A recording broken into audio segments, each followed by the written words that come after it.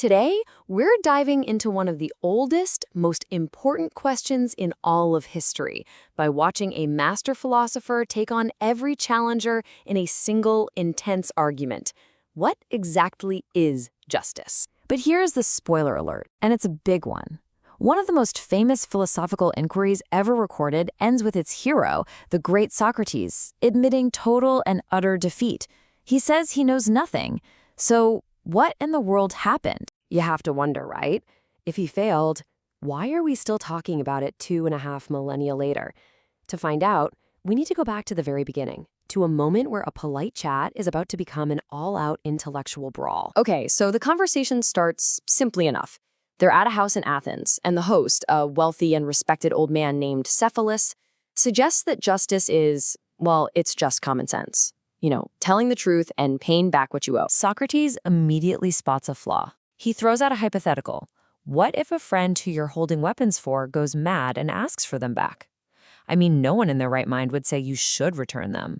And just like that, it's clear that simple, common-sense rules often have some pretty critical exceptions. So Cephalus ducks out of the conversation, and his son Polemarchus eagerly jumps in. He offers up another really popular idea. Justice means helping your friends and harming your enemies. Sounds reasonable, right? Well, this is where Socrates gets to work. He starts his famous method, just dismantling this definition with a whole series of clever questions. He asks things like, are we even good judges of who our real friends and enemies are? But the killer blow is an analogy. He asks, can a musician, using the art of music, make someone unmusical? Of course not. So how could a just person, using the art of justice, make another person unjust? Polemarchus has to concede the point. Harming anyone, even an enemy, just makes them worse. And since justice is supposed to be a human virtue and excellence, it can't possibly be the cause of making someone worse. So the conclusion is clear. A truly just person harms no one. The first challenge is officially defeated. But just as the conversation pauses, it gets ambushed. A guy named Thrasymachus, a sophist who's been sitting there listening this whole time, is just boiling with impatience. He literally can't take it anymore. Plato says he came at us like a wild beast seeking to devour us. He just explodes onto the scene, calling their entire debate folly and demanding they stop messing around. And then he drops his bombshell, a cynical, power-based definition that just completely dismisses everything they've said so far. He says, listen up. I proclaim that justice is nothing else than the interest of the stronger. His argument is brutal, and it's simple. Look, governments are the strong ones, right? They make the laws. And why do they make them? To benefit themselves. And what do they call it when you obey those laws? They call it justice.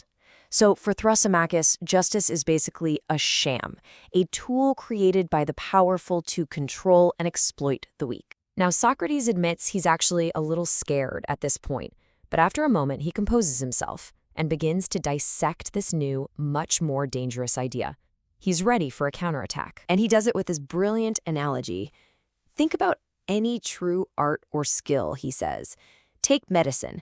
Does a doctor's skill serve the doctor or the patient? The patient, of course, the weaker party. What about a ship's pilot? Their art serves the sailors, not themselves. So, by that same logic, the art of ruling must serve its subject, the people being ruled. This means a true ruler, by the very definition of their art, has to care for the people they govern. This completely flips Thrasymachus' argument on its head. But Thrasymachus just scoffs. He basically calls Socrates a naive child. He fires back with his own analogy. A shepherd doesn't care about the sheep's good. No way. He fattens them up for his own profit, to be sold and slaughtered. And that, he says, is exactly what rulers do to their subjects. So now the debate shifts to an even more serious question. This is the big one. Is a life of total, complete injustice actually more profitable than a life of justice? This is the final round. Thrasymachus argues that in every real-world situation, the unjust person comes out on top. Think about it. In business contracts, the unjust person gets more. When it's time to pay taxes, they pay less. When they hold public office, the just person loses money and gets hated, while the unjust person makes a fortune and helps their friends. For him, the perfectly unjust tyrant is the happiest man alive. Socrates' counter is subtle but powerful. He says that injustice is inherently self-defeating because it creates conflict and chaos. It makes it impossible for people to work together. I mean, could a band of thieves even function if they were constantly trying to cheat each other? Of course not. Even they need some kind of justice among themselves to act as a group.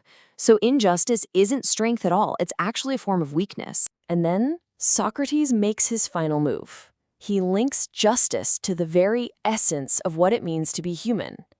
He argues that everything has a specific function, and an excellence or a virtue that allows it to perform that function well. Like sight is the virtue of the eye. So what is the unique virtue of the human soul? Justice. And through this chain of logic, he basically traps Thrasymachus. If the soul's function is to live, and it performs that function well through its virtue, which is justice, then the just soul is the one that lives well. And what does it mean to live well? It means to be happy. Therefore, the just person is happy, and the unjust person is miserable. Justice is ultimately more profitable. Thrasymachus is totally silenced. He's actually blushing. It looks like a complete victory for Socrates, right? But as the dust settles, the whole argument takes one last, absolutely stunning turn. Socrates makes this incredible admission. He says he's been like a glutton at a feast, just grabbing at every dish that came by, moving from one point to the next without finishing the first. He's proven that the unjust life isn't better than the just life, but he's done it all without ever figuring out his own original question, what justice is. And that's the genius of it. The showdown ends not with a neat little answer, but with an even deeper and more profound question. All the easy, common sense definitions have been destroyed. We've established that the just life is the happy life, but we're left hanging. We still don't know what justice really is. And answering that one single question, well, that would become the project for the entire rest of Plato's Republic.